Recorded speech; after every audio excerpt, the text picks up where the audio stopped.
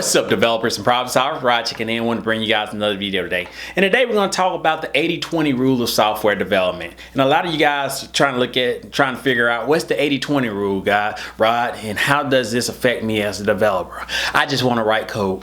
And that's the problem, guys. It's not about writing code. It's about solving problems. That's where software development does, to solve problems for these business and individuals who really want to scale their business, automate processes, and they want to use software development to do that. So first thing first, guys, the simple overall concept of 80-20 rule, I want to do the 20% needed to get 80% of the results. And a lot of you guys may be wondering, no, that's not possible, but it is, and it's always relevant when you're dealing with projects.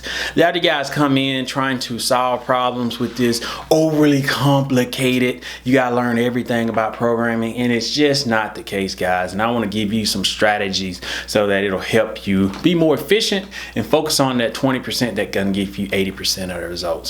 But if you guys haven't already joined my community, links are in the description box. You get access to my 7-step guide, and it's free, and it'll give you community access to resources too.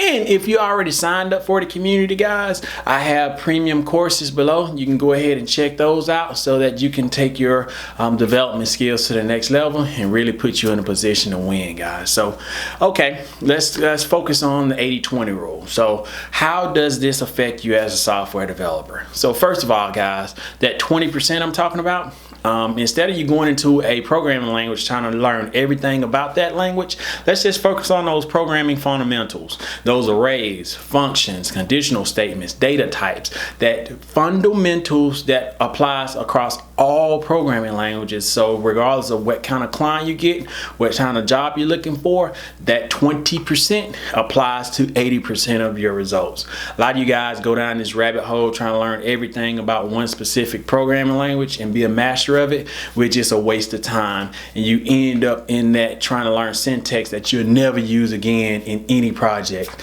That's not the way you want to go, guys. You want to be as efficient as possible. Focus on that 20% that's going to give you the 80% of results.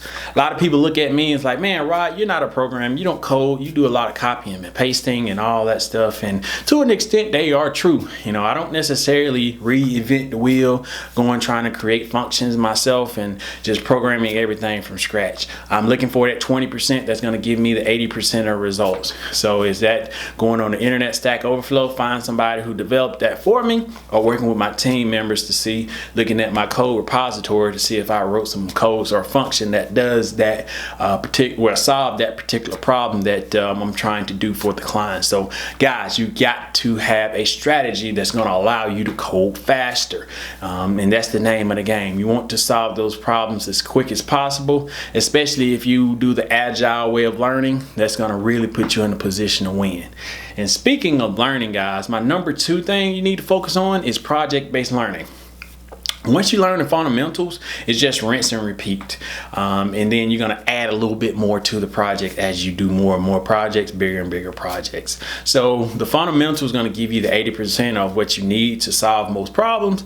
And then each programming language has this unique syntax that's going to allow you to do certain functions. And you're going to only learn the syntax and the functions you need, the code you need to finish that project. Yeah, you can be a little proactive and kind of see projects that the customer is going to want in the future, but beyond that, don't go into those details or stuff that you'll never use again. It's one thing to be aware of all the functions and the functionality that could be possible with programming projects. It's another thing to go learn deep knowledge of it that you'll never use. So kind of keep that in mind when you're doing your research, guys. Again, 80-20 rule. We're only focusing on that 20% that's going to give you 80% of the results up front, and then we can go customize the other 20%, write the code that really give us the 100% of that solution.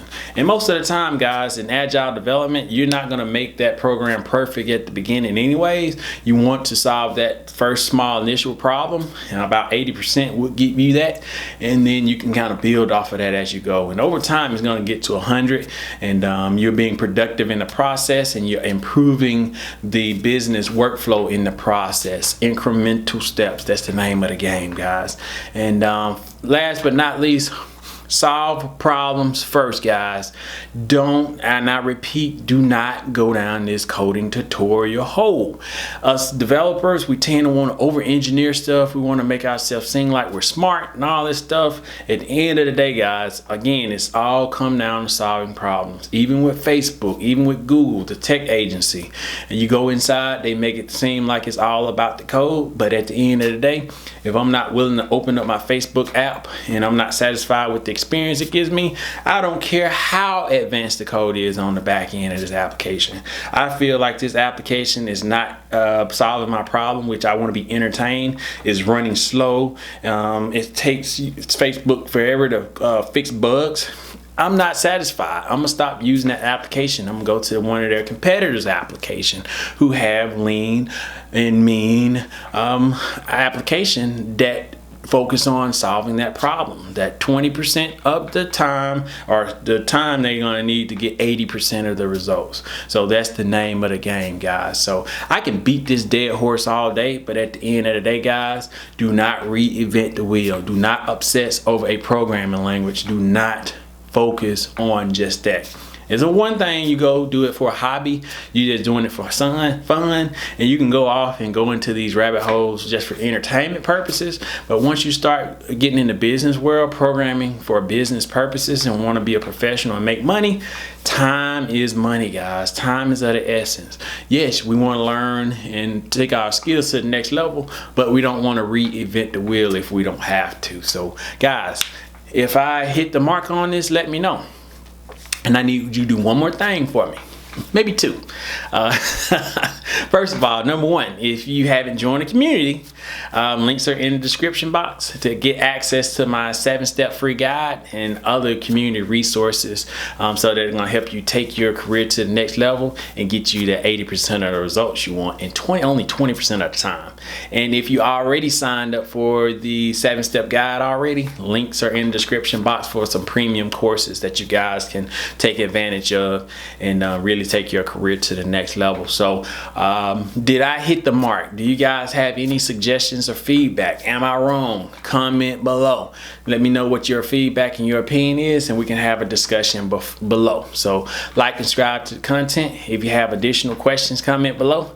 I'll see you guys in the next video. Peace.